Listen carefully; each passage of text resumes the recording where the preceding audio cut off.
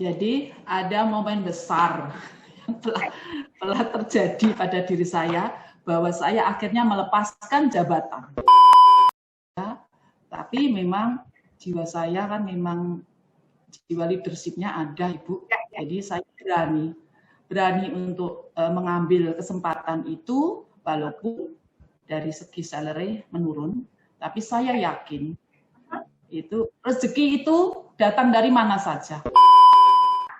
Hari ini di episode pertama kita telah hadir seorang perempuan yang sangat inspiratif.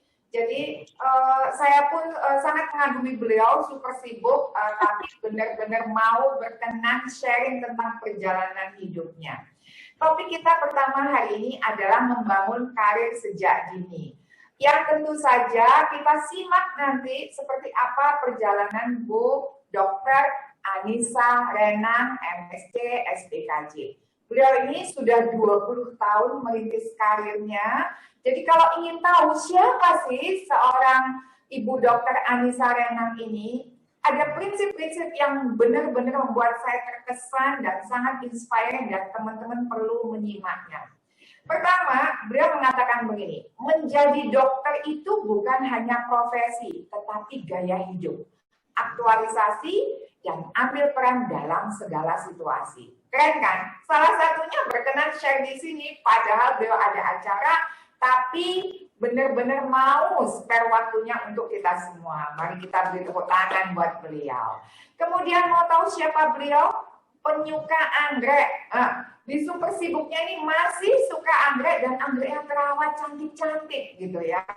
Dan kata beliau ini nih, dedikasi itu tanpa batas, ibaratnya seperti pohon itu tumbuh menjadi peneduh dan menjadi akar, batang, daun, serta buahnya bermanfaat untuk semua. Kan? Nah, sebentar lagi sebelum kita ajak Bu Anissa share tentang siapa beliau, kita sudah nggak sabar. Saya mau mengingatkan teman-teman bahwa hari ini akan mendapatkan teman-teman yang beruntung mendapatkan kita sediakan 10 gift voucher. Gift voucher training online, topiknya I'm the next leader, senilai Rp300.000 untuk teman-teman yang sharing kegiatan webinar talk show kita hari ini di Insta Story teman-teman. Apa syaratnya? Pertama, pastikan Instagram teman-teman tidak di private dong ya. Pertama itu, tidak di private Instagramnya. Kedua, follow Instagram saya, Aini Fauzia. Kemudian share webinar talk show kita di Insta Story Anda. Tag Aini Fauzia dengan caption menarik. Kemudian cantumkan hashtagnya webinar talk show Aini plus yang ada di layar Anda ini tampakkan hashtag berikutnya adalah berubah berdampak. Itu nanti teman-teman yang terpilih kita umumkan di Instagram saya hari ini siapa saja yang terpilih ya. Nah, sekarang kita beri tepuk tangan dulu sama Bu Anissa. Terima kasih Bu Anissa, selamat pagi. Selamat pagi, Bu Aini. Ya, Bu. Saya udah nggak sabar nih Bu, pertanyaannya banyak banget dan bismillah waktunya cukup dan saya yakin kita banyak dapat insight. Bu, yang ingin yang ingin kita tahu nih Bu, boleh dong Bu gini ya, saya mengajak Ibu flashback dulu ya Bu, ke zaman dulu kala Ibu selagi muda ya, gitu. Zaman dulu, Ibu boleh dong Bu cerita bagaimana Ibu merangkak yang mau banget menjadi seorang dokter honorer, ya kan? Di IGD waktu itu di Rumah Sakit Halim Perdana Kusuma selama 4 tahun. Jadi yang ingin kami tanyakan Bu, gimana sih Bu rasanya pertama jadi dokter honorer 4 tahun pula di negeri orang, karena kan Ibu asli di Klaten nih kalau nggak salah. Kemudian merantau pula di Jakarta, yang kita tahu Jakarta gitu loh biaya hidupnya tinggi. Tapi Ibu mau jadi seorang PTT. Bu, silakan Bu cerita. Ya. Baik, terima kasih Ibu Aini. Tak kenal maka tak sayang. Ya. Jadi sebenarnya ada nama panjang saya. Oh, oke. Renang Yulianti. Ada Yuliantinya. Anissa itu wanita. Surat Anissa wanita. Kemudian Anis. Anis itu ahad manis. Weton saya itu minggu legi kalau bahasa Jawanya. Ya. Kemudian Yulianti karena saya itu lahir di bulan Juli. Nah, renangnya apa ya? Kok ada renangnya nyelip di tengah gitu. Kalau Anissa, Yulianti kan nggak enak itu diucap. Gitu ya. Nah, kemudian orang tua saya menginginkan apa yang direncanakan pada diri anaknya itu bisa tercapai. Jadi renang itu maksudnya adalah rencana yang menang. Oh, gitu. Diselipkan di tengah nama saya. Dan alhamdulillah apa yang direncanakan orang tua saya itu kok ya tercapai gitu. Pengen anaknya jadi dokter, ya sekarang jadi dokter.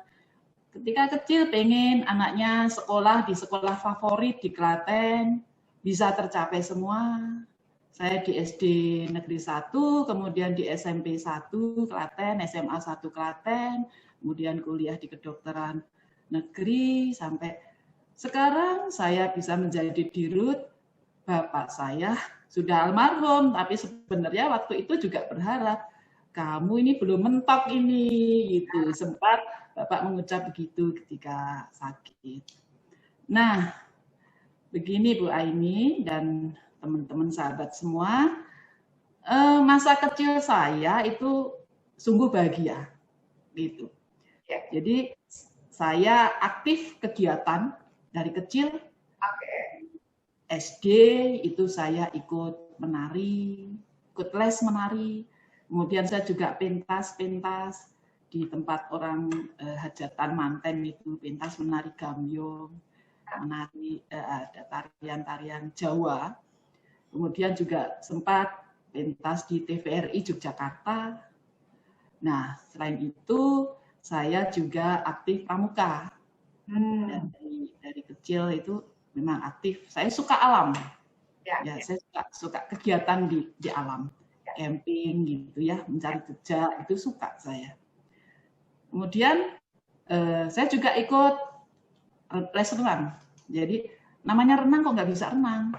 Nah, saya ikut les. SD itu memang ikut les gitu. Ada antar jemput, ada guru olahraga yang anak-anak kecil, anak-anak SD gitu. Di antar jemput itu ada kolam renang di Klaten. Nah, itu kegiatan saya ketika SD. Kemudian ketika SMP pun, di SMP 1 Klaten, saya juga aktif, Ibu, dan sahabat-sahabat semua. Jadi, saya ikut marching band, itu di drum band di SMP Negeri 1 Klaten. Kemudian ikut juga vokal grup. Saya hobi menyanyi. Saya ikut vokal grup dengan teman-teman di SMP, dan di SMP 1 Klaten itu memang difasilitasi setiap beberapa bulan gitu ada pentas seni, ada panggungnya gitu, jadi kita pentas, melatih keberanian untuk tampil di depan umum. Dulu saya itu pemalu, jadi awalnya dulu saya pemalu. Kemudian ibu saya lah yang kemudian memasukkan les menari biar bisa berani tampil di tempat umum. Kemudian saya sendiri juga mengasah sendiri. Iya, aku kok belum pede ya. Aku tak ikut vokal grup biar pentas di panggung yang penontonnya lebih banyak gitu. Jadi memang dari kecil saya itu aktif.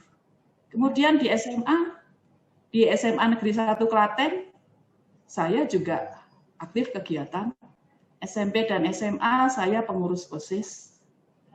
Kemudian di SMA karena sudah remaja, saya berpikir bahwa kegiatannya itu harus yang berprestasi gitu.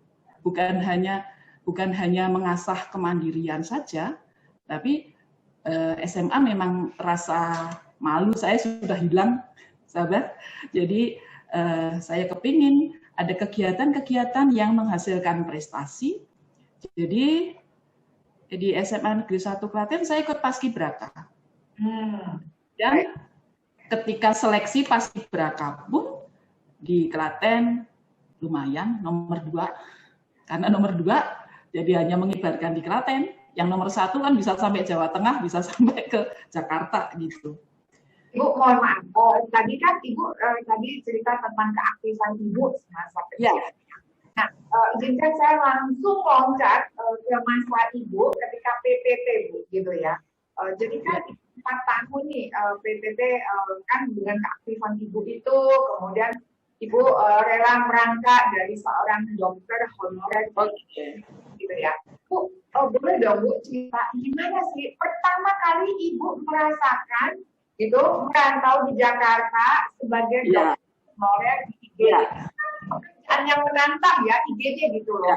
So, apa yang Ibu rasakan dan bagaimana cara Ibu benar-benar memaintain pola pikir Ibu bahwa ini bagian dari perjalanan Ibu. Silakan Ibu. Ya, baik. Jadi setelah lulus kuliah, saya dokter dari Fakultas Kedokteran Undip. Lulus dari Undip itu memang saya coba-coba cari-cari klinik-klinik di Klaten. Kok kayaknya nggak puas ya, cuma di Klaten. Pada waktu itu juga, ya nggak banyak klinik, gajinya juga kecil. Terus ada teman saya yang udah di Jakarta, sini aja ke Jakarta. Di Jakarta banyak sekali pekerjaan. Klinik-klinik banyak ini itu untuk pemula kan kerja gitu. Kemudian ya saya pergilah ke Jakarta karena di Jakarta memang banyak saudara, adik-adiknya bapak, adik-adiknya ibu, memang om tante saya itu beberapa di Jakarta. Kemudian saya bekerja di klinik dulu, klinik 24 jam di Bekasi. Di klinik Tribakti Medika di Perumnas 1 Bekasi. Nah, saya bekerja di situ, itu klinik 24 jam Ibu, jadi pergantian dokternya itu setiap jam 9 pagi ganti ada dokter. Nah, kemudian salah seorang perawat di situ memberikan informasi kepada saya, Dok, di Rumah Sakit Halim itu ada 2 dokter jaga IGD yang keterima sekolah spesialis. Jadi di sana ada lowongan loh gitu. Dokter daftar aja gitu. Nah akhirnya saya tuh nggak siap berkas-berkas. Tapi saya siang itu begitu operan jaga saya langsung lari ke Halim di situ. Karena takutnya lowongan cuma 2 nanti keduluan orang. Saya ke sana nggak bawa berkas. Jadi saya cuma lapor aja kepada kepala IGD. Saya Dokter Anissa minat di sini. Tapi berkas saya belum lengkap, saya dari daerah, berkas saya ada yang tertinggal di Klaten gitu. Akhirnya boleh ajukan yang sudah ada berkasnya, nanti yang belum kita susulkan gitu, boleh disusulkan. Nah akhirnya saya keterima, kemudian saya jadi dokter jaga honorer IGD Rumah Sakit Angkatan Udara Halim Perdana Kusuma Jakarta. Nah, jadi kalau saya boleh tahu, maaf, Bu, kalau saya boleh tahu, Bu, apa sih rasanya Ibu jadi dokter jaga yang honorer di situ, yang dirasakan? Ya, jadi pada waktu saya berangkat ke Jakarta itu kan memang saya sudah mengajukan dokter PTT ke Dinas Kesehatan, tapi kan itu nunggu antrian, Ibu. Ya. Jadi kan nunggu antrian, saya mengisi waktu dengan sebagai dokter jaga di IGD sambil nunggu SK-nya PTT turun itu. Jadi niat saya cuma mengisi waktu aja gitu. Oke. Ya. Terus di Halim ternyata karena rumah sakitnya kan di dalam komplek itu. Saya sebenarnya lulus dari kuliah di Undip itu pengennya itu jadi dokter obskin sebenarnya. Ya. Jadi kebetulan siklus kelas saya itu terakhir itu obskin, terus itu ada mata pelajaran pantum itu dapat A, nilainya bagus, saya suka gitu. Jadi masih anget lah siklus terakhir. Itu ternyata ketika menjadi dokter honor di Halim, kasus obskin itu nggak lewat UGD, langsung masuk ditangani oleh bidan ke ruang lain, bukan di Ide. Akhirnya saya nggak pernah ketemu kasus itu. Nah, 2 tahun nggak pernah ketemu kasus Opskin. Nah, terus saya berpikir, apa ya kasus yang terbanyak di sini ya? Nah, ternyata interna, penyakit dalam. Saya mulai belajar ilmu penyakit dalam di IGD Rumah Sakit Halim banyak terjadi. Nah, kemudian 2 tahun di situ turunlah SK pengangkatan saya sebagai PTT. Dan waktu itu saya memang mengajukan di Jawa Tengah, gitu. Jadi kita milihnya memang provinsi, sahabat semua. Ya, ternyata SK-nya turun di RSJD, Dr. RM Sujarwati PMH jiwa. Saya agak kaget juga. Saya nggak begitu suka ilmu jiwa. Ini saya harus bekerja di rumah sakit jiwa. Jadi awalnya begitu, Ibu. Oke. Nah, ini menarik kalau gitu, Bu. Ya. Gini, Bu. Gini, kan Ibu berarti ada semacam keterkejutan gitu ya. Loh, iya. Saya ditempatkan di RSJ. Oh, ada satu pertanyaan yang sangat menarik untuk Ibu. Karena saya yakin teman-teman di sana banyak sekali gini, Bu. Ingin punya karir pentereng, ingin punya karir bersinar. Tetapi kan mereka harus tahu, Bu, titik nolnya itu seperti apa. Bu, cerita dong. Awal Ibu benar-benar merasa jatuh cinta dengan pekerjaan Ibu di rumah jiwa. Gimana ceritanya yang membuat Ibu jatuh cinta? Silakan. Ya, jadi awalnya memang nggak jatuh cinta. Jadi rumah sakit ini dulu juga belum berkembang seperti ini. Besok kalau Bu Aini rawuh ke Klaten, beda banget. Jadi dulu ini rumah sakit jiwa Sujarwati hanya berupa koloni atau penampungan orang sakit jiwa. Sebenarnya saya sering lewat depan rumah sakit ini ke rumah kakek nenek saya, itu melewati rumah sakit, itu kelihatan sepi, gitu. Jadi saya nggak bayangkan, loh aku ditempatkan di rumah sakit ini, ternyata di sini ada dokternya juga, sampai saya berpikir gitu. Nah kemudian saya sebagai dokter PTT dan di situ psikiaternya itu hanya satu, direkturnya saja. Jadi zaman dulu itu begitu, Ibu. Direkturnya, psikiater SPKJ-nya hanya satu, Bapak Ibu direktur saja. Yang lainnya dibantu dokter umum semua. Nah, kemudian sahabat semua, saya lewati masa-masa PTT. Ya mau tidak mau harus belajar ilmu jiwa, harus suka dengan pasien-pasien jiwa gitu. Saya tipe orang yang fokus dengan apa yang saya hadapi. Jadi ketika nggak suka, sekarang saya berada di situ, saya harus fokus, harus cinta dengan apa yang saya hadapi. Ya. Terus Ibu ketika fokus nih Bu ya, gitu kan? Berarti Ibu fokus memaksa diri Ibu menyukai ya kan? Ilmu jiwa. Ya. Ibu ingat nggak ya momen yang membuat Ibu memutuskan aku harus menyukai? Adakah momen itu yang membuat Ibu tersentuh bahwa nggak bisa nih, saya suka nggak suka harus menyukai pekerjaan saya? Karena teman-teman pasti Bu di luar sana banyak yang mengatakan nggak cocok pekerjaan A, nggak cocok pekerjaan B, pindah karir, akhirnya nggak bersinar. Jadi mereka perlu belajar. Silakan Bu. Iya, jadi 3 tahun PTT itu saya juga belum klik ya, belum ada rasa cinta. Jadi hanya sekedar menjalankan SK, sekedar itu. Jalani aja lah PTT lah gitu. Nah, begitu sudah selesai PTT, itu saya mulai berpikir saya harus menjadi PNS. Gitu. Menjadi PNS.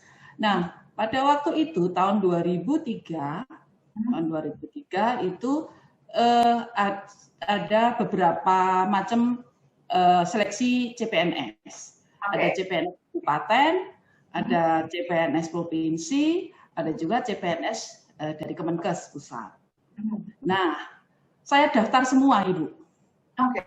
Jadi sahabat semua, saya daftar semua, tiga-tiganya. Berkas saya masukkan waktu itu belum online, kirim aja lewat pos. Pokoknya kirim aja mana yang nyantol. Saya memang orangnya begitu.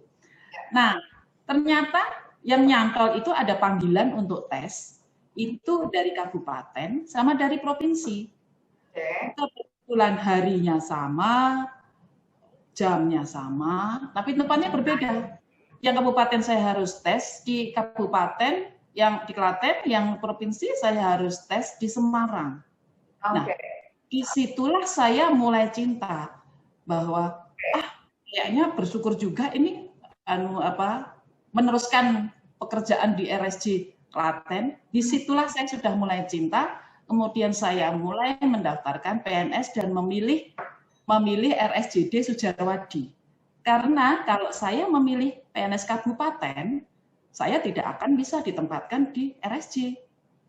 Karena di Klaten hanya memiliki puskesmas. Sementara Rumah Sakit Jiwa Dr. RN Sujarwadi ini milik Provinsi Jawa Tengah. Jadi dari situ saya mulai mencintai, saya harus meneruskan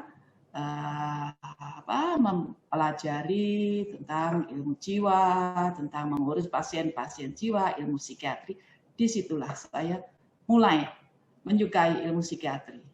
Baik, Bu. Ya. Kalau begitu, saya menangkap beberapa poin nih dari Ibu. Teman-teman, keren ya, kita sudah 20 menit nih sharing gitu ya. Yeah.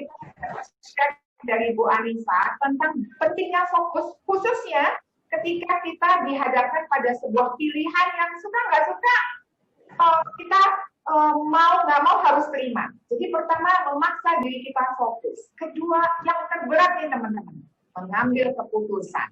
Karena hidup itu harus mengambil keputusan gitu ya, karena setiap keputusan ada resiko. Nah, Bu, bicara tentang keputusan gitu, Bu ya, Ibu pasti pernah pernah ada hal-hal yang Ibu takutkan dalam hidup Ibu, gitu ya, gitu. Bu, cerita dong, Bu, apa sih sebetulnya yang Ibu takutkan dalam hidup Ibu, sehingga saya yakin di sini ada peran keberanian Ibu mengambilkan keputusan. Cerita dong, Bu, hal yang paling Ibu takutkan dalam hidup. Silakan. Ya. Jadi saya itu hidup mengalir saja, Bu Aini dan sahabat semua. Saya hidup mengalir aja. Tadi, walaupun saya sudah keterima di RSJD Sujarwadi, tapi di rumah sakit kami itu ada beberapa dokter spesialis gitu. Kemungkinan yang bisa bekerja di sini kan bukan hanya psikiater, tapi bisa ada dokter anak, dokter penyakit dalam, dokter saraf. Saya sudah menjadi PNS pun itu akhirnya saya berpikir saya harus menjadi psikiater. Waktu itu kan CPNS saya masih dokter umum. Ya, saya harus fokus. Saya nanggung kalau saya cuma menjadi dokter yang mengurusi pasien jiwa, tapi saya hanya seorang dokter umum, maka saya harus sekolah psikiater. Nah, disitulah saya mulai konsen untuk fokus untuk mendalami ilmu jiwa. Nah, tantangan ada dari orang tua, Bu Aini dan sahabat semua. Ketika saya mau daftar PPDS Program Pendidikan Dokter Spesialis Psikiatri, Bapak Ibu saya agak keberatan. Kok ngambil jiwa sih? Kok ngambil yang lainnya? Ibu saya pengennya dokter anak gitu. Yang lainnya lah, jangan jiwa lah gitu. Nah, pada waktu itu beasiswa dari provinsi adanya jiwa. Nah, saya mulai berpikir, aku kalau ngambil jiwa bisa bersaing untuk mendapatkan beasiswa sekolah tanpa biaya. Kalau aku ngambil yang lainnya, aku harus keluar biaya. Ini aja lah. Jadi itulah, saya itu hidup mengalir saja, Bu Aini dan sahabat semua. Apa yang ada di depan mata, kita hadapi. Itu saja. Maaf. Jadi maksud Ibu mengatakan Ibu nggak punya hal yang Ibu takutkan dalam hidup? Tidak ada. Tidak ada. Tidak pernah ada. Jadi apa yang di depan mata saya hadapi. Itu aja. Mengalir. Oke. Kalau begitu, Bu, kalau memang Ibu tidak punya sesuatu yang ditakutkan dalam hidup, ya, kami jadi tertarik nih, Bu, tentang titik balik Ibu. Karena kita percaya setiap manusia punya titik balik. Karena titik balik itulah yang membuka cara pandang kita, mendorong kita kembali lagi yang Ibu sampaikan tadi, harus berani mengambil keputusan. Bu, cerita dong kalau gitu. Apa sih titik balik Ibu dan momen apa itu? Silakan. Baik, jadi ada momen besar yang telah terjadi pada diri saya bahwa saya akhirnya melepaskan jabatan, gitu. Jadi ketika saya selesai sekolah PPDS, kemudian saya sebagai psikiater fungsional di RSJD Dr. RM Sujarwadi ini, kemudian pada waktu saya kembali ke sini itu psikiaternya hanya satu, Bapak Direktur saja. Kemudian tambah saya. Nah, di jabatan struktural kasih pelayanan medik itu kosong sampai 10 bulan, kosong, tidak ada. Nah, kemudian Pak Direktur beliau meminta saya untuk nyebrang ke struktural. Nah, saya bilang, loh ini di fungsional aja kurang psikiater, hanya ada saya. Gimana kalau saya nyebrang ke struktural? Nanti gimana pekerjaannya? Terus, udah nggak apa-apa, Dokter Anissa nyambi saja, gitu. Oke. Kemudian saya di struktural, di mana jasa pelayanan, kalau gaji sama ya, jasa pelayanan di struktural sebagai kasih pelayanan medik waktu itu dengan seorang di PJP, dokter ahli, dokter fungsional spesialis, lebih sedikit Ibu. Oh, oke. Lebih sedikit. Saya itu harus benar-benar mempertimbangkan kalau di struktural kelebihan kekurangannya apa, di fungsional secara salary ada, tapi memang jiwa saya kan memang jiwa leadership-nya ada, Ibu. Jadi saya berani untuk mengambil kesempatan itu walaupun dari segi salary menurun, tapi saya yakin itu rezeki itu datang dari mana saja. Gitu. Jadi saya bisa enjoy jalani itu sampai 5 tahun. Kemudian pangkat jabatan saya mentok, Ibu. Dan sahabat saya nggak bisa naik pangkat lagi kalau saya berada di struktural. Nah, disinilah saya harus berani untuk meletakkan jabatan kasih pelayanan medik yang sudah saya emban. Tadi mengurusi pasien sebagai dokter fungsional demi untuk karir saya. Karena saya masih 10 tahun lagi pensiun, eman-eman kalau umur 49 sudah mentok. Nah, jadi dari sini perjalanan hidup saya sebenarnya bukan dari ETT langsung direktur itu naik terus, tidak. Saya sempat turun, sempat balik lagi. Nah, saya sempat mengalami seperti itu dan saya berani mengambil keputusan itu karena memang saya yakin di balik semua keputusan itu pasti ada berkah. Nah, itu. Saya jadi tertarik nih dan saya yakin teman-teman tertarik, terutama poin bahwa gini Bu, banyak yang merasa hidup itu ibaratnya gini, nggak ada yang mau ketika sudah naik mau turun. Siapa orangnya? Karena secara logika aja orang nggak mau ya Bu. Terutama kalau bicara salary, sudah naik jabatannya turun, salary-nya turun, orang nggak mau. Nah kan? Bu, kalau gitu mari kita fokus di sini Bu. Apa sih yang Ibu pertama apa yang Ibu bayangkan pada saat itu gini? Ibu kan berarti mau betul-betul turun jabatan, turun salary karena merasa mentok posisinya. Ibu mengambil keputusan, apalagi dari awal kan Ibu memang diam harus berani mengambil keputusan. Maka Ibu mengambil keputusan mau turun jabatan, mau turun salary demi sesuatu yang menurut Ibu jalannya untuk masa depan yang lebih panjang. Nah, kembali lagi gini Bu, manusia itu kan penuh dengan matematika, selalu berhitung. Yang maunya untung, nggak mau rugi. Itu kan tapi secara logika. Tapi dalam perjalanan hidup ini Bu, yang kita belum sadari, banyak yang tidak bisa dihitung secara matematika. Banyak yang tidak bisa dihitung secara logika. Manakala yaitu tadi, kita merasa bahwa ini loh jalan. Yang ingin kita tanyakan Bu, Apa sih yang Ibu bayangkan pada saat itu yang benar-benar membuat Ibu memutuskan, gak apa-apa deh, aku turun, tapi yang penting aku bisa mendapatkan itu. Ibu ngomong apa sama diri Ibu dan yakin bahwa itu bisa terjadi. Silakan Bu. Ya, jadi sebenarnya saya itu tipe orang yang dinamis. Oke. Dinamis. Jadi tidak betah berada pada suasana yang stagnan terus gitu. Nah, itu sebagai contoh kalau mentok, berarti saya sampai pensiun akan begini terus, saya nggak berkembang. Naik nggak bisa, ke samping juga nggak bisa. Saya termasuk tipe orang yang bosan berada pada situasi yang stagnan sampai lama. Jadi itulah kenapa dalam perjalanan hidup saya jadi dokter PTT pengen PNS, dokter umum pengen sekolah psikiater, nyebrang di struktural. Nah, jadi saya selalu ingin berkembang. Walaupun ketika saya itu berkembang itu harus ada yang dikorbankan, nggak masalah. Yang penting saya tidak terpaku di dalam suatu kondisi. Jadi itu awalnya Ibu dan sahabat semua. Dari situlah karena saya sebenarnya ingin berkembang.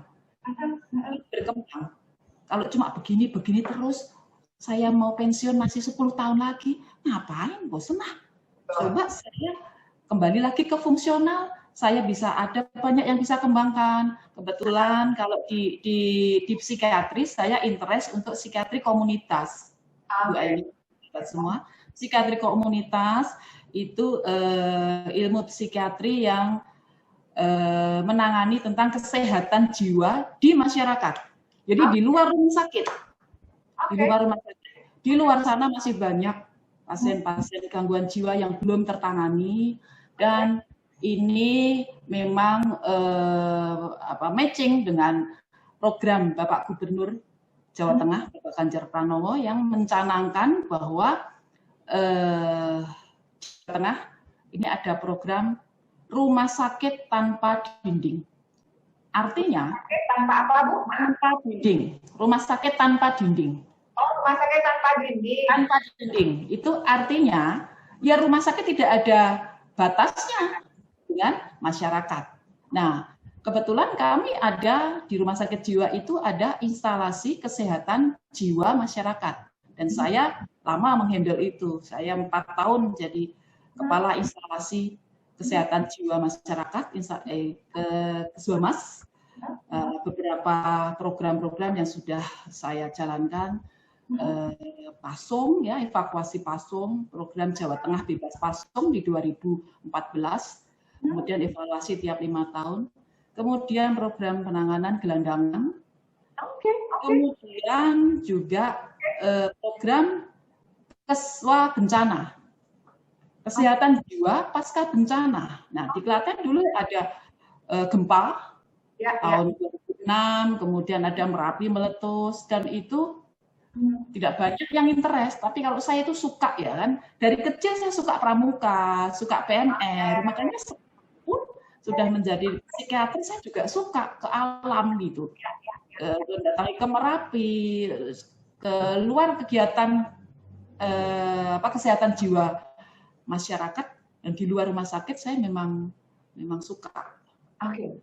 Bu, ini dari menarik nih Bu ya, jadi semakin berkembang nih Bu. Menariknya di sini nih Bu. Ibu menyukai sesuatu yang gak umum tetapi humanis banget, gitu ya. Yes. Artinya sesuatu yang gak umum humanis banget. Apa itu? Ya itu tadi saya catat ya. Ibu suka yang membantu masyarakat, yang misalnya menolong orang-orang yang dipasung. Itu kan jarang ya Bu, ada orang yang memperhatikan itu. Kenapa enggak? Ya karena gini, keluarganya saja maunya memasung, apalagi tetangga melihat ya sudahlah orang itu mau keluarga. Tapi ada orang yang tidak punya ikatan batin, orang luar yang bukan saudaranya, justru tertarik untuk membantu orang yang terpasung, orang gelandangan, kan banyak juga ya orang gila yang gelandangan. Kemudian pasca bencana itu ya wajar. Bencana ada beberapa orang yang gila karena kehilangan sesuatu, hidup terjadi di luar ekspektasi. Yang menjadi pertanyaan Bu, Ibu rasakan ketika bisa menolong mereka, membantu mereka? Apa sih yang Ibu rasakan saat itu? Ya, jadi itulah yang saya sebutkan, menjadi dokter itu gaya hidup, bukan profesi. Ya, saya lebih suka gaya hidup itu. Ya gaya hidup saya seperti itu, yang dekat dengan masyarakat, yang itu. Jadi perkara salary itu nanti mengikuti Ibu, gitu. Saya bukan nomor satu ya. Kalau saya akhirnya juga menjadi direktur, ya sudah jalani jadi direktur, otomatis pendapatan akan mengikuti sendiri, gitu. Jadi rezeki itu kalau menurut saya tidak perlu dijemput, gitu. Kita menjalankan saja pekerjaan dengan baik, insya Allah nanti akan menjadi berkah dan rezekinya akan datang sendiri. Oke. Itu. Bu, boleh ya kita flashback ke pengalaman Ibu, diantaranya tentang pengalaman Ibu membantu orang yang terpasung atau orang gila yang gelandangan, yang menurut Ibu perlu Ibu share kepada kami dan teman-teman tentang apa Ibu rasakan pada saat menolong mereka, dan kemudian Ibu bicara apa pada diri Ibu ketika menolong mereka Ibu dapatkan. Itu yang menurut saya perlu kita share, bahwa ketika kita jiwa humanis kita tumbuh, kita tuh jadi ketagihan untuk melakukan sesuatu yang luar biasa membuat kita bangga dalam hidup. Silakan Ibu. Ya, baik. Jadi dari sekian kasus evakuasi pasung yang sudah kami tangani ketika saya jadi kepala instalasi Kesbahmas maupun ketika saya menjadi kasih pelayanan medik, kan memang menghandle itu. Ada satu kasus yang sungguh menarik bagi saya dan membuat ternyuh gitu ya. Itu ada ketika pasca bencana Merapi. Merapi meletus di tahun 2010. Ya, itu saya menjadi tim ketua bencana juga. Nah, pada waktu itu saya di suatu posko bencana, ada dari masyarakat situ yang melaporkan bahwa ketika dia itu naik ke atas ke daerah bencana, di situ seluruh desa itu sudah kosong. Sudah beberapa hari penghuninya itu mengungsi di posko pengungsian. Tetapi ada salah seorang dari LSM yang patroli lepas ke sana, dia tuh melihat ada seorang bapak-bapak, kakek-kakek duduk sendirian di rumah gubuk reot di terasnya, nah, di bambu lincak, kalau di bahasa Jawa lincak bambu. Dia sendirian di situ. Nah, dari LSM ini kaget banget, loh, ini desa ini sudah kosong, sudah seminggu lebih mengungsi, kok ini ada orang duduk dengan santainya di situ. Kemudian disamperin sama dia. Saya posisi masih di posko pengungsian. Nah, terus dia samperin, loh, Bapak kok di sini, kok nggak ikut mengungsi? Terus yang tetangganya kok juga tidak ngurusi, gitu. Nah, ternyata sih kakek-kakek ini bilang, dia mempunyai istri yang sakit stroke, lumpuh di dalam kamar di rumah. Kemudian punya satu anak tunggal laki-laki yang terpasung. Jadi pasungnya model dia ditaruh di suatu kamar, tapi terpisah dekat dengan kandang kambing itu, terpisah dari rumah. Jadi sehari-harinya si kakek ini hidup dengan istri yang lumpuh karena stroke dan anak laki-lakinya yang gangguan jiwa, karena dia tidak mempunyai biaya, tidak ada kemampuan berpikir untuk minta tolong ke tetangga, tidak punya transportasi, nggak punya uang, anaknya akhirnya tidak diobatkan, hanya dipasung. Nah, disitulah kemudian ini salah seorang anggota LSM ini kan lapor ke posko, kebetulan saya ada di situ. Nah, saya dengan tim langsung bergerak ke sana menuju ke rumah itu, padahal itu bencana masih berlangsung. Jadi kalau modelnya bencana Merapi itu kan awan panas wedus gembel itu kan tidak sekali keluar, tapi beberapa hari keluar, jadi bertahap gitu. Jadi modelnya bukan langsung meletus dor sekali gitu, bukan. Tapi kalau Merapi model letusannya, erupsinya kan ada itu awan panas wedus gembel itu kan sampai beberapa hari. keluar. Nah, kita ya takut juga dengan beberapa tim dari aparat, kemudian dari BPBD, dari kecamatan, dari Muspika, Polsek, dari tim kita semua naik ke atas mau evakuasi 3 orang itu. Jadi yang pasung, anaknya yang dipasung, akhirnya kita bawa ke RSCD Dr. R.M. Sudjarwadi. Kemudian yang ibunya itu dibawa ke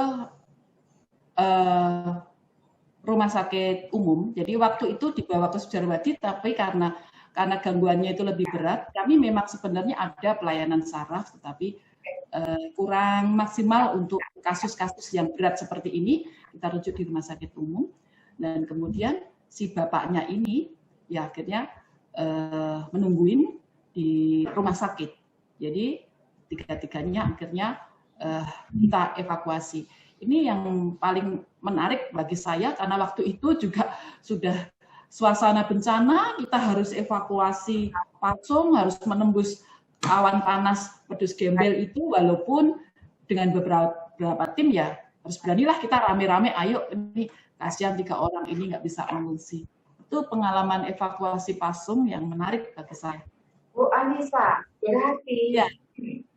Kalau jadi teman-teman, kalau kita bisa tarik nih perjalanan Bu Anissa dari awal gitu ya, yang aktif dan sebagainya ketika menjadi dokter, khususnya menarik tadi dibilang Bu Anissa share bahwa Bu Ani, saya tertarik justru dengan kejiwaan yang apa tadi Bu, untuk sosial itu ya, yang untuk umum itu ya tadi ya, yang gimana? Keswamas. Ya, kesehatan jiwa masyarakat. Ya, kejiwaan komunitas. Ya, kesehatan jiwa masyarakat. Jadi kesehatan, saya catat nih Bu, kesehatan jiwa masyarakat. Saya sambil catat. Jadi Bu Anissa ini tertarik sesuatu yang tidak umum, gitu ya, yang sangat humanis, gitu. Iya. Sangat humanis, yaitu yang justru bisa jadi banyak orang yang belum melirik ke sana. Kenapa belum melirik ke sana? Yang istilahnya gini, bahasa terus terakhir, yang tidak ada uangnya. Ya kan, mereka ini nggak ada uangnya loh, teman-teman, ya kan? Gitu. Bu Anissa nggak dapat uang, nggak dapat gaji, tapi kenapa beliau tertarik itu tadi? Masih ingat nggak pertanyaan saya sama Bu Anissa? Apa yang buat Bu Anissa jatuh cinta dengan profesi sekarang? Beliau jujur loh ngomong bahwa siapa bilang saya langsung jatuh cinta? Saya ini kecemplung yang hanya saya putuskan saya harus fokus, kan gitu. Kecemplung harus fokus karena ini saya kan yang ingin spesialis kandungan atau apa, kok yang nyasarnya ke dokter di rumah sakit jiwa, ya kan? Oke, ketika sudah nyemplung, memaksa, Bu Anissa ini memaksa untuk fokus dan memutuskan untuk meniti karir di struktural. Jadi kita simpulkan sedikit ya. Jadi ketika meniti karir di struktural, beliau merasa, loh ternyata aku ini mentok. Karena ini nih, pengertian mentok ini teman-teman harus catat dulu. Pengertian mentok itu, beliau itu tidak suka sesuatu yang stagnan. Kerjanya itu toh harus dipahami pengertian mentok. Jadi mentok bukan karena beliau. Kenapa? Beliau merasa karirnya nggak bisa kemana-mana, nggak bisa mengembangkan. Ini yang teman-teman harus catat ya, ingat baik-baik. Setiap orang yang mau karirnya berkembang, jangan dikira langsung naik seperti kita naik jalan tol atau naik sebuah gunung. No, gitu. Jadi pengertian untuk karirnya ini, beliau rela ketika sadar, wah saya kok kerjaanku gini-gini aja, stagnan ya. Maka beliau berbalik arah ke fungsional dengan catatan harus mengatasi rasa sakit, gitu. Sakitnya apa? Sakit dong. Jabatan turun, gaji turun, itu namanya sakit. Tapi sakit yang membawa nikmat. Kenapa? Ingat, hidup untuk sukses berhenti UUD, ujung-ujungnya duit. Karena bukan itu semua. Gitu ya, bukan itu. Nah, itu. Jadi kepuasan batin dulu. Betul. Maka bekerjalah dengan hati. Yang disampaikan Bu Anissa. Kekuatan batin, kerja dengan hati. Nah, uniknya lagi, teman-teman harus catat nih ya. Uniknya lagi, arti bekerja dengan hati itu adalah beliau melihat ada ternyata bagian dari masyarakat yang belum tersentuh, khusus mereka yang nggak punya duit. Maka sekarang kita sudah mulai terbuka ya pola pikirnya, khususnya saya, bahwa orang-orang yang dipasung itu belum tentu keluarganya benci sama mereka loh. Tapi orang-orang yang dipasung itu, tapi karena keluarganya secara ekonomi mereka belum mampu. So mulai sekarang stop menghakimi kok keluarganya nggak sayang ya. No, mereka sayang tapi secara ekonomi mereka terbatas. Itu pertama. Kedua, ketika mau membantu orang-orang secara humanis, ternyata ini nih, habis ini kita simak ceritanya Bu Anissa. Ketika beliau bekerja tanpa menghitung uang, tapi bekerja dengan hati menolong setiap orang yang membutuhkan pertolongan beliau. Ingat prinsip beliau apa? Jadilah seperti pohon, kan semakin semakin tinggi, itu melindungi orang-orang di sekitar kita, baik dari akar, batang, daun. Nah, sekarang kita simak berikutnya nih Bu Anissa. Ingin tahu nih Bu Anissa, apa sih menurut Bu Anissa tugas kita sebagai manusia? Tugas Bu Anissa sebagai manusia apa? Ya, jadi menjadi manusia yang bermanfaat untuk orang lain itu kepuasan saya. Ya, gitu. Seperti ya itu yang Ibu baca di Facebook itu. Ya. Sebuah pohon yang berbuah lebat, daunnya juga lebat. Saya ingin menjadi orang yang bermanfaat, bahwa pohon itu akarnya, buahnya, daunnya, batangnya, semuanya bisa bermanfaat untuk orang lain. Bahkan pohonnya sendiri bisa untuk berteduh bagi orang lain yang kehujanan, bisa berlindung di bawah pohon tersebut. Saya membayangkan diri saya itu, cita-citanya ya simpel, hanya seperti itu, Ibu. Iya, Bu, itu simpel tapi dilakukannya nggak simpel, Bu. Ini yang saya mau ulik lagi nih dari Ibu. Gini, kenapa? Gini, ini yang teman-teman harus sadari ya, bahwa rahasia membangun sebuah karir itu bukan kepintaran yang utama. Setuju kan Bu ya? Kepintaran itu nomor sekian, tetapi hati, jiwa, batin kita.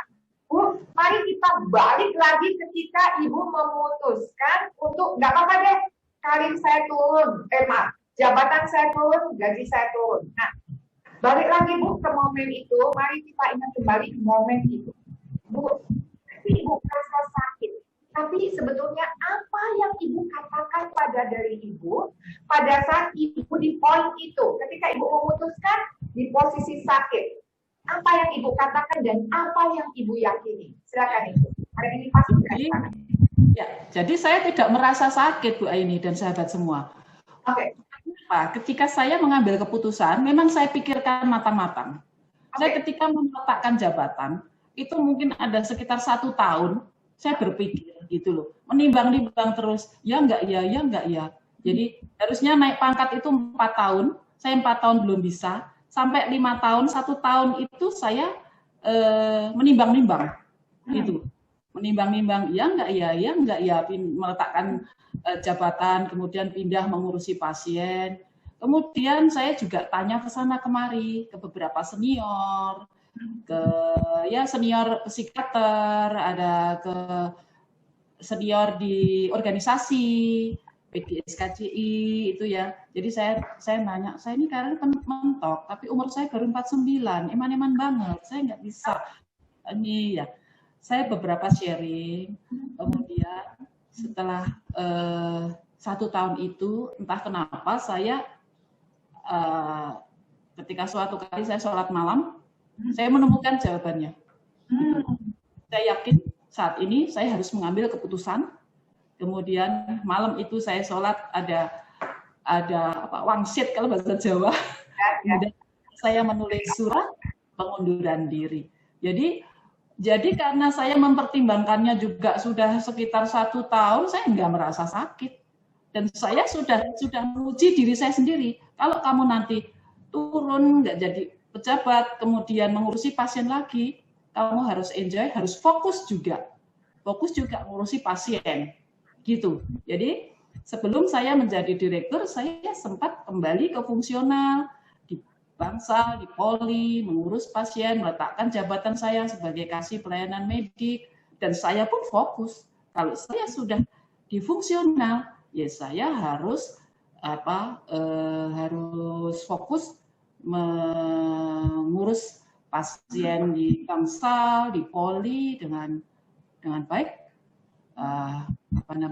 Saya letakkan semua gaya hidup sebagai pejabat, saya letakkan semua, saya kembali membaur dengan teman-teman 1 tahun. Dan alhamdulillah setelah 1 tahun ya nggak tahu, tiba-tiba aja dapat SK menjadi direktur RSCD Dr. R.M. Sudjarwadi Klaten. Justru berangkat dari ketika saya difungsional sebagai fungsional, bukan dari posisi pejabat yang kemudian naik jabatannya, bukan. Ya. Nih Bu, ada yang menarik lagi nih Bu, yang harus tahu ya, gitu, bahwa itu tadi, hidup itu tidak bisa diukur seperti matematika. Ya. Tidak bisa diukur secara logika. Bahwa misalnya gini, kalau mau membangun karir yang pengen itu jalannya harus A, B, C, D. No, gitu ya. Kenapa? Ya.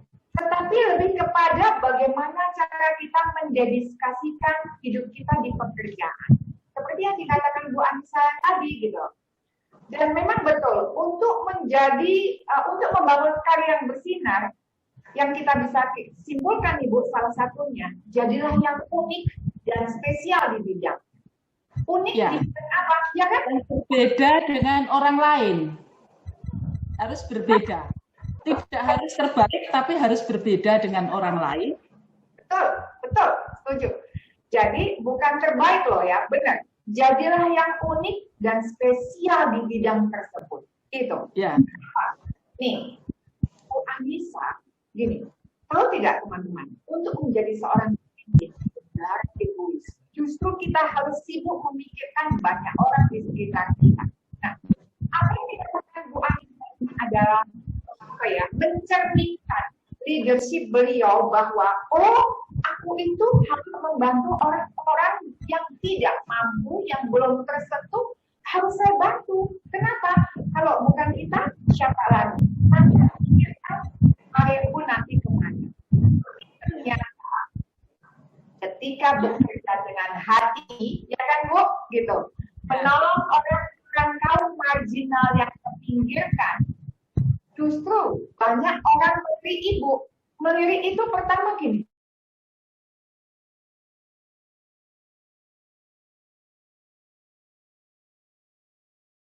Hebat juga ya, mau ke dunia sana.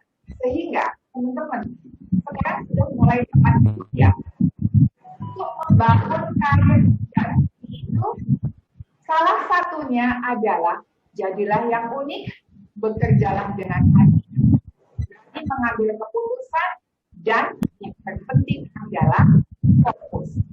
Sehingga ini Bu, yang saya punya pertanyaan nih, yang ingin banget dengar dari Ibu. Bu, one day setiap diri kita tuh kan melepaskan sesuatu, melepaskan jabatan, betul kan Bu? Perjalanan itu kan ada stasiun A, stasiun B yang mau tidak mau one day kita melaluinya, meninggalkannya. Nah Bu, saya punya pertanyaan khusus Bu Ibu. One day jika Ibu sudah meninggalkan rumah sakit jiwa Sudjarwadi ya Bu, apa sih yang ingin Ibu tinggalkan di rumah sakit ini? Saya penasaran, dan pasti teman-teman di rumah sakit Sudjarwadi maupun teman-teman yang lain, khususnya saya juga, karena ini ilmu untuk kita semua. Silakan Bu, apa yang mau Ibu bilang? Jadi apabila suatu kali nanti saya harus meninggalkan RSCD Dr. Sudjarwadi Klaten, ya mungkin pindah tempat atau mungkin saya pensiun, kan sudah nggak di situ lagi. Terus saja saya ingin meninggalkan warisan yang bermanfaat untuk seluruh sivitas hospitalia Dr. R.M. Sudjarwadi Klaten, di mana warisan itu bisa kembang terus, gitu. Kembang terus. Yang pertama itu membentuk suatu sistem. Sistem di rumah sakit jiwa Dr. Dr. RM Sujarwadi ini yang baik, yang terintegrasi gitu. Kemudian yang kedua, selain sistemnya, membenahi SDM-nya. Mungkin mempunyai SDM yang solid, kompeten. Gitu. Dengan sistem yang bagus, kalau SDM-nya juga solid, kompak, kerjasama, dan dia juga mempunyai kompetensi di bidangnya masing-masing, otomatis dia akan bisa menjalankan sistem di RSCD Dr. RM Sujarwadi ini dengan baik, gitu. Nah, kemudian juga kepingin membuat suatu perubahan-perubahan, gitu. Walaupun saya sudah 20 tahun, saya sudah bisa mengamati. Dulu pertama kali saya datang ke Sujarwadi seperti apa, kemudian sekarang seperti apa selama 20 tahun ini, dan memang ada perkembangan yang luar biasa. Tapi tidak puas cukup di situ, harus terus berkembang. Karena kebijakan-kebijakan dari pemerintah pun juga berkembang. Gitu. Selalu ada, kita nggak boleh diem. Misalnya dulu belum ada BPJS, dulu ada akreditasi rumah sakit. Nah, kita juga harus selalu dinamis mengikuti itu. Jadi warisan yang penting itu adalah dari SDM-nya yang kompeten dan solid, kemudian dari sistem di rumah sakit itu sendiri, kemudian budaya kerjanya juga terbentuk dengan baik, insya Allah nanti ketika siapapun direkturnya, siapapun pemimpinnya, saya tidak ada di situ pun, Dr. RM Sujarwadi ini akan terus berkibar gitu. Amin, amin. Bu, satu lagi. Ya. Apa sih Bu yang ingin boleh ya Bu share tentang apa sih motivasi Ibu untuk teman-teman yang menyimak webinar talk show ini supaya bisa membangun karir sejak dini? Silakan Bu Anissa. Ya, hanya satu kalimat. Do the best all the time. Ya. Jadi kerjakan yang terbaik di panjang waktu. Kemudian bekerja dengan hati, insya Allah nanti akan jadi berkah. Saya akan mengikuti Ibu, kalau jalankan dengan baik. Amin, amin. Makasih banget Bu Anissa, makasih banget. Gimana teman-teman, keren banget kan? Tentu dong. Bahwa ini ya, saya mau share ya poin-poin yang kita dapat dari Bu Anissa. Saya punya catatan banyak nih Bu. Oh, ini catatan saya banyak kan? Untuk mencatat tentang Bu Anissa. Kenapa ya? Untuk memastikan teman-teman dapat banyak nih dari webinar. Pertama, jadilah orang yang fokus. Nah, nanti one day kita akan bicara tentang how to fokus ya, gimana cara fokus. Benar kata Bu Anissa, harus fokus. Kedua, untuk membangun karir sejak dini harus berani mengambil keputusan. Tentang setiap resikonya. Apa resikonya?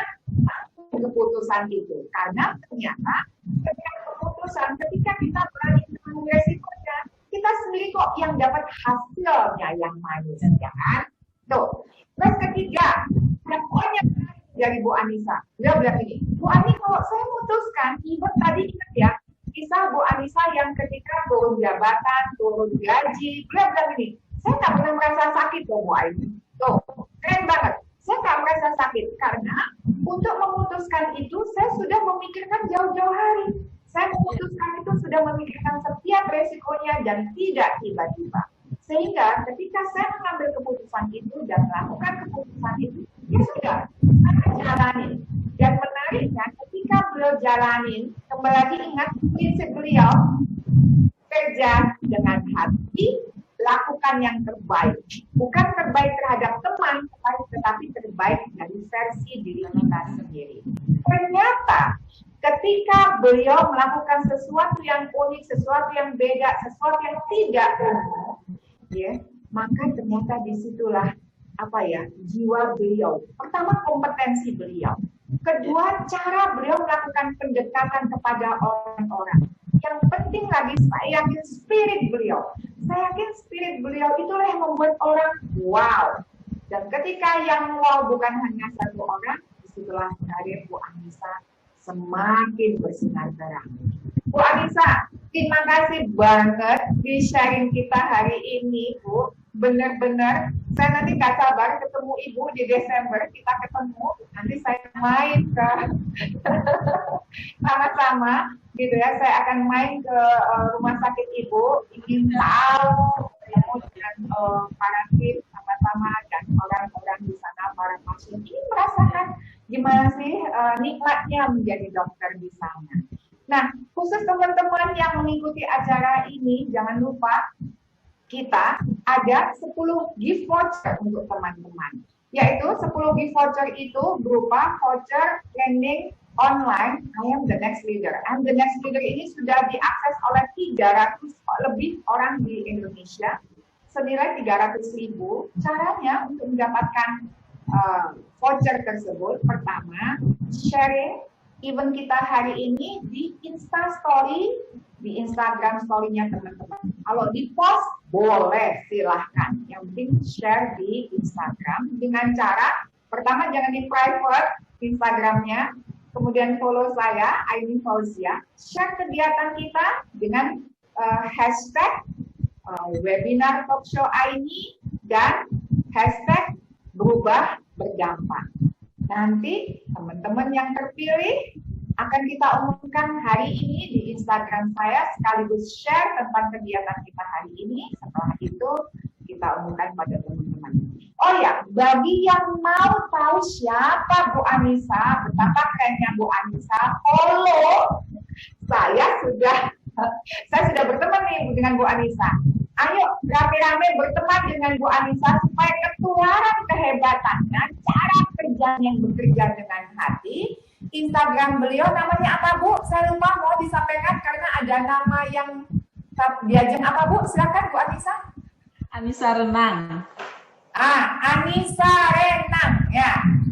Anissa Renang, cari Facebooknya beliau, Anissa Renang. Kemudian lihat deh betapa kerennya beliau. Bu, terima kasih banget. Sampai ketemu, Bu, nanti di Klaten dan di Jogja. Dan buat teman-teman yang peserta webinar talk show, 2 minggu lagi kita akan kehadiran tamu, yaitu Pak Repering. Beliau juga keren banget, sama seperti Bu Anissa, merangkak karirnya dari nol. Beliau ada seorang direktur utama Batam Aeroteknik, yaitu perusahaan yang melakukan maintenance terhadap pesawat-pesawat di Indonesia. Nggak sabar, silakan follow Instagram, nanti kita share kegiatan ini. Makasih Ibu, makasih semua.